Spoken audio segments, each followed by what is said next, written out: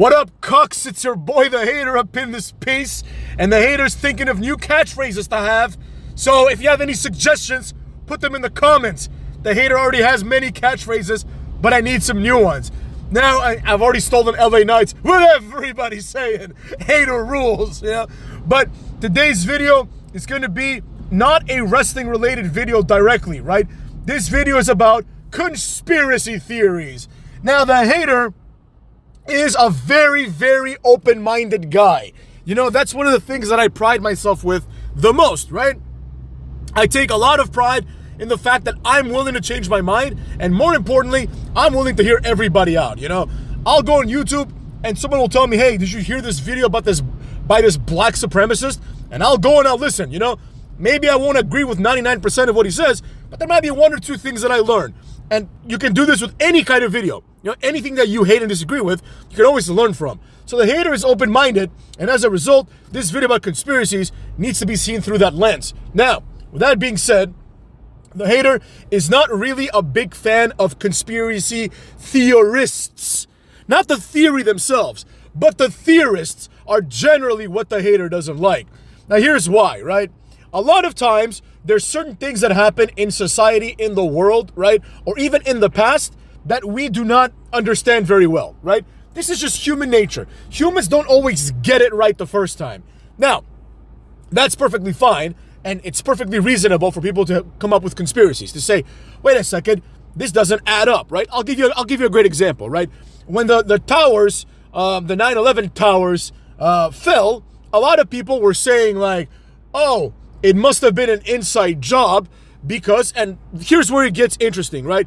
The first part is stupid. The second part is interesting. The second part is, it turns out that like jet fuel doesn't burn hot enough to burn the metal in the towers so that the towers could fall, right? Now, if this is a scientific fact, which is how it was presented by various documentaries, then that merits some investigation. Like, if this is an impossible standard, how did this happen? However, the conspiracy theorists, right? Generally speaking, there are exceptions. Generally speaking, conspiracy theorists are subject to the Dunning-Kruger effect big time. They are not very intelligent people who think they are smart. This is the deadliest combination ever. It's like, we all know these people. You meet someone who's like a complete idiot. Like, they're not even like average. They're not smart at all, right? And then they think they're smart. You know, you can notice this when you see people, you know, questioning brilliant people of the past. Like, you might hear someone be like, well, Karl Marx was an idiot because Karl Marx thought communism would work. Now, communism doesn't work, as the hater has said many times. However, Karl Marx is one of the smartest people of all time. You know what I'm saying? So, for some random barista who works at Starbucks to have the energy to say Karl Marx is an idiot, that's how you know this person's a dumbass. He doesn't understand Karl Marx if he thinks he's an idiot. Nobody who is smart thinks Karl Marx is an idiot. You can disagree with him, but he's obviously smart, right? Now, with respect to conspiracy theories, the problem that I have with conspiracy theorists is that they always try to posit the real answer, right? It's not enough to say, hey man, I don't think this happened, right? Imagine if someone said, hey, I don't think the moon landing happened, right? There is some evidence that would suggest that it didn't happen, right? Most of it is circumstantial, some of it is absolute. Like, there was a documentary the hater saw where they showed like a picture that was taken on the moon, allegedly, right? And you know, like the little cross, like the little crosshair that cameras have? The cameras used on the moon, the crosshair would superimpose itself on the picture, right? So there's no way around it. If you take a picture of anything, in the middle of the picture is going to be a black cross. In some of the pictures, part of the black cross was covered by a rock, right? Now, this is a photographic impossibility. You understand what I'm saying? So this photo was 100% doctored, right? Now, here's the problem. The photo was doctored doesn't mean people didn't go to the moon, right? It could also be possible that they went to the moon and then doctored a photo. You see what I'm saying? And that's the problem with conspiracy theorists, and therefore with conspiracy theories. The conspiracy theory never is enough, right? It's never enough to say, hey man, you know, it's a little suspect that the Twin Towers fell despite the jet fuel burning at a far lower temperature than necessary, right? Because that was the government's explanation. People then go a step further and they're like, this must mean the government lied, right? Hold on a second, partner. Isn't it possible that the government just doesn't know what happened and they're just wrong? right? Every time the government is wrong, people assume the government lied. Now, sometimes that's been the case. You know, there's plenty of situations like the Bay of Pigs and a bunch of other things where the government has tricked us. The Gulf of Tonkin, a lot of things where the government, you know, the syphilis experiments on the Tuskegee Institute, all that stuff, everything that I just listed, right? All of these things are situations where the government has betrayed its people. And it's not just America, it happens all over the world, right? Look at Hitler, right? That was a big governmental betrayal. He started killing Germans left and right.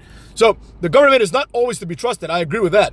But the idea that just because the government doesn't know something, they must be behind the lie or behind the event is ridiculous, right?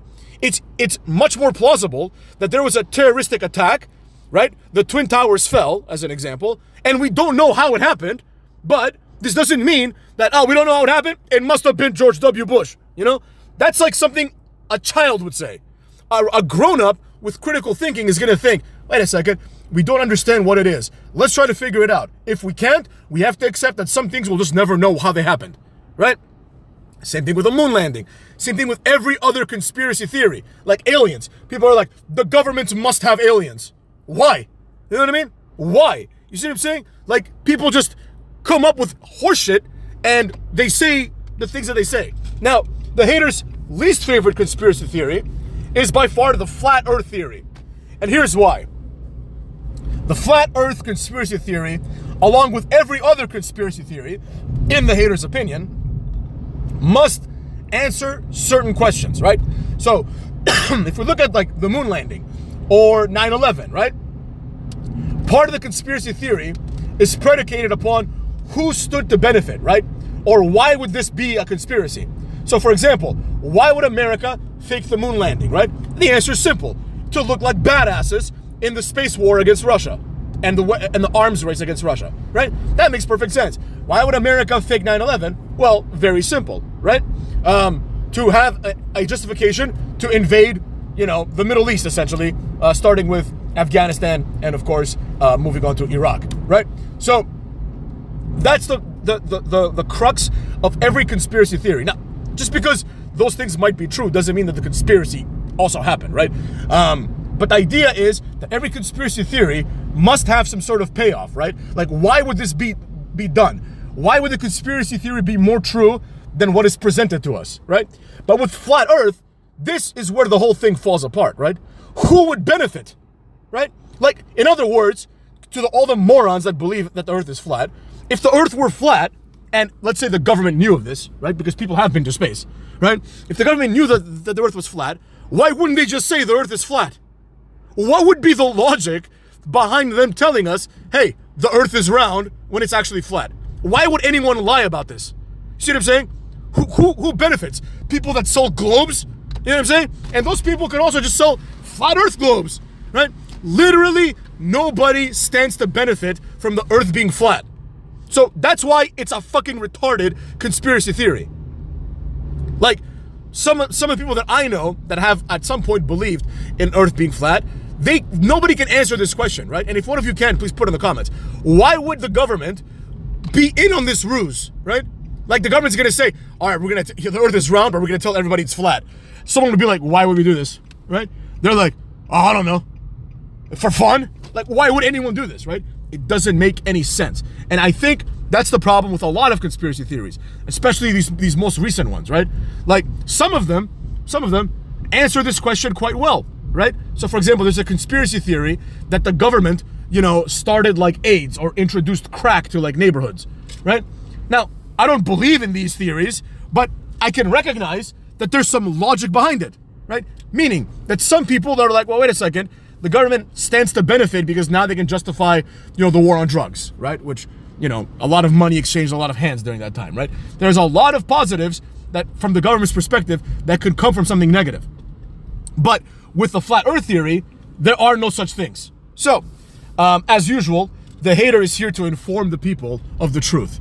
And the truth is, if you cannot point to a reason why the conspiracy theory is valid or would even exist, then if you believe it, you're kind of a fool, right? It's as simple as that. If you can't articulate why the conspiracy is happening, you are a fool, right?